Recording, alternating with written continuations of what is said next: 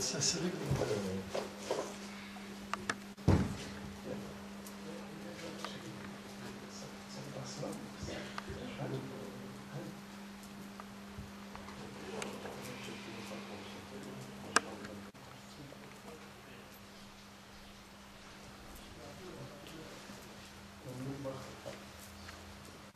Seçim süreci başladı. MHP bu sene Şanlıurfa'da ne yapacak? Nasıl bir oy bekliyorsunuz? Çok teşekkür ediyorum. Bildiğiniz gibi 7 Nisan'da bütün siyasi partiler adaylarını açıkladılar. Şu anda tabii ayın 19'una kadar da bütün adayları kesinleşecek ve daha sonra seçim kurulu tarafından ilan edilecek. Milliyetçi Hareket Partisi olarak Şanlıurfa'da 12 tane birbirinden değerli arkadaşımızla seçime gireceğiz. Şu anda 2 tanesi hariç adaylarımızın hepsi Şanlıurfa'da. Onların da gelişini bekliyoruz. Dün itibariyle kendileriyle ilk toplantıyı yaptık. Ve seçimde uygulayacağımız metotları görüştük. Yine il başkanımızın şu anda oluşturduğu bir seçim koordinasyon merkezi var. Onunla ilgili çalışmalar da son safhada.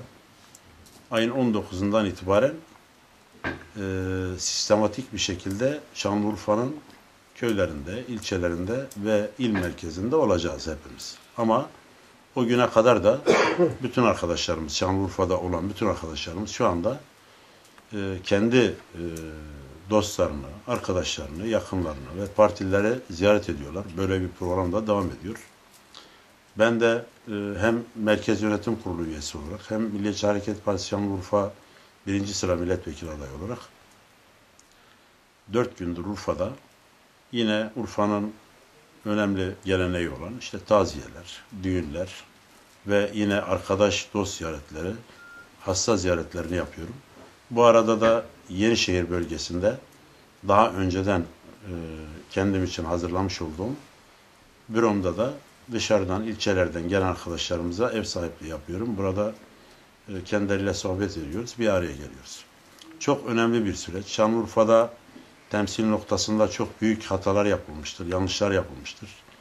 Millete ve halka hiçbir zaman sormayan, saygısı olmayan bir hükümet var, bir parti yönetimi var ve bunlar temsilde adaletten bir haberler. Sürekli Şanlıurfa'da belirli bir kesime temsil hakkı veriyorlar, diğer kesimleri de yok sayıyorlar. Bu dönemde aynı şeyi yaptılar. Ben tabii ki bunları ileride hem görsel hem yazılı basında tekrar gündeme getireceğiz. Ama ben buradan şunu Şanlıurfa'ya, özellikle Şanlıurfalı kardeşlerime bir mesaj olarak iletmek istiyorum. Şanlıurfa AKP'ye mahkum değildir. Şanlıurfa 2 milyon nüfusu olan metropol bir kent. Şu anda tarım ve turizmde dünyanın gözdesi. Sadece Türkiye'nin değil. Bu ülkede ve özellikle Şanlıurfa'da Türkiye'yi yönetebilecek bir sürü birbirinden daha değerli arkadaşımız var. Milliyetçi Hareket Partisi bütün Türk insanlığı, bütün milletimizi, bütün Şanlıurfa'yı kucaklayacak bir siyasi partidir. Biz hiçbir zaman insanları etnik gruplarına göre değerlendirmedik. Bu ülkede yaşayan ve kendini aidat içerisinde gören, bu ülkenin vatandaşıyım diyen herkes Milliyetçi Hareket Partisi'nde gönül rahatlığıyla gelip politika yapabilir, siyaset yapabilir. Siyasi partiler hizmet için bir araçtır. Biz bu dönem Milliyetçi Hareket Partisi olarak Şanlıurfa'daki bütün vatandaşlarımızın çektiği sıkıntıları dersimize iyi çalışarak ezberledik.